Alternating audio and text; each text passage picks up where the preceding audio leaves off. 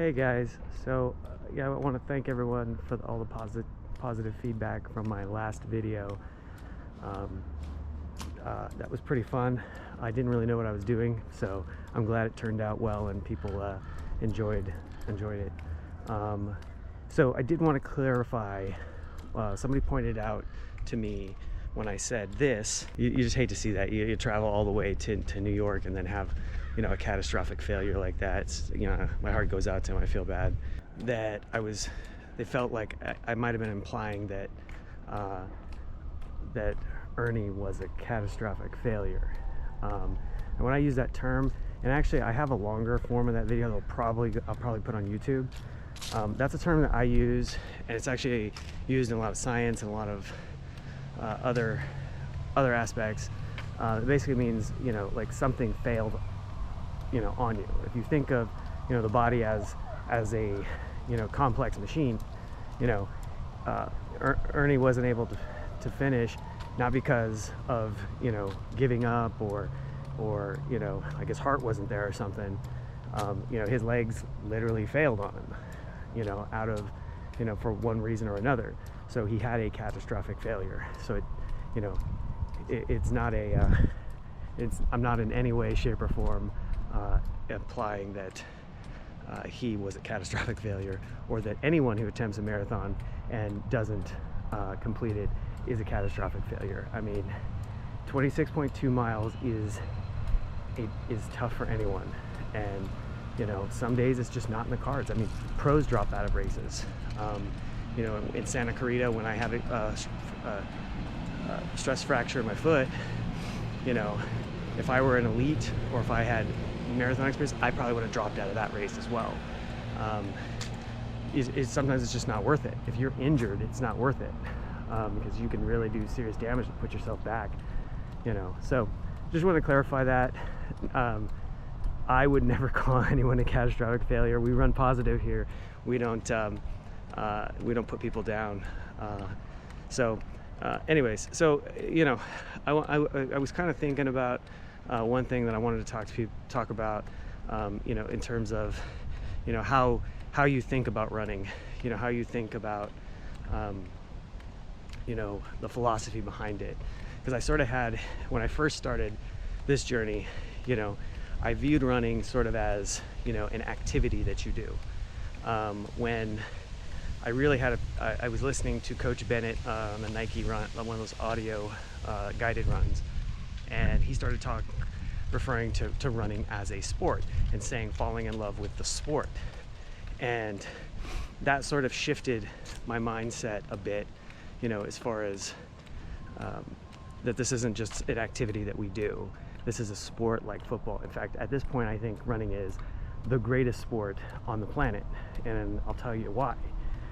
First off, I love football, I love baseball, I love hockey, but all of these sports, to be at the height, I'm a Packer fan. If you follow me on social media, you'll see me talk about that.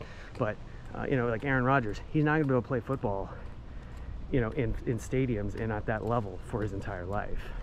There's a point where he'll have to retire. I mean, Tom Brady won't. He'll just keep playing until till he dies.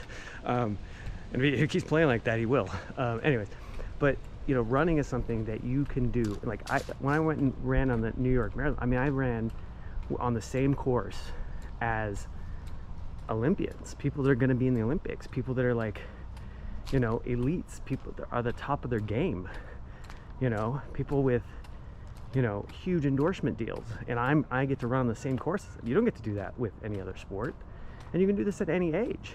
And there's something for everyone. I mean, whether you are there was 53,000 something finishers. I believe they had more finishers in New York this year than ever before. Every single one was, they were literally celebrating the people who were coming in at the end. Like literally like at 8 o'clock, 9 o'clock, not 9 o'clock, it was like 8, everybody was coming in between like 8:30 or so. All right, hold on. I don't like to talk while people are walking by. Weirds me out. Okay, so I think that was one of the things that I was thinking of. So you know, once you fall in love with the sport and sort of, all right, hold on. Okay, I think I'm far enough away from the thing. You guys can hear me. Yeah. So, like I was saying, you know, once you view running as a sport, you know, your paradigm sort of shifts a bit, where, you know, like you have to view yourself as running as a sport, and I'm an athlete that plays in this sport, and in this case runs. But, you know, and you have to manage, you know, your training program like you're a professional athlete. Obviously these pros, they have people that do it for them, and you don't have that convenience because, you know, not very few people are at that level, including myself. But, you know, and that means being responsible in your recovery. You know, you have to be your manager. You have to be, you know, make sure that you listen to yourself and don't allow runner's guilt, and that's what I call it, runner's guilt, to, you know, make you feel bad because you needed to take 2 days off or take an extra work day. You know, listen, I have never ran every single scheduled run of a training program. The closest I ever did was the one when I did Santa Clarita. I think I missed one run. I woke up and I had just, my stomach was just turning in knots. And I mean, Deanna came out and I was like, you know, in the fetal position on the couch, and she's like, "Are you okay?" I'm like, "Oh, my stomach." And that was a 20-miler I missed, and I had runner's guilt. I felt so bad. I was like, I just messed this up, you know. I know it. But it didn't make a bit of difference. I'll tell you, missing a run here and there is not going to be the end of the world. Just know your body needs to recover, and I think that's something that people tend to, you know, neglect, is the properly and being aggressive in their recovery. So I'm still on recovery week. Haven't ran all week. I do miss it, but at the same time, you do got to take breaks from time to time. Make sure you don't get burnt out, because there are times, you know, where you just don't feel like running. I've seen plenty of runners on Instagram and social media say that, like, "Hey, kind of don't have the fire right now." So, what else? Oh, so if you are thinking of running the Santa to the Sea, which is a great really fast, flat half marathon in Oxnard, California, make sure to DM me, because I do have a 10% code.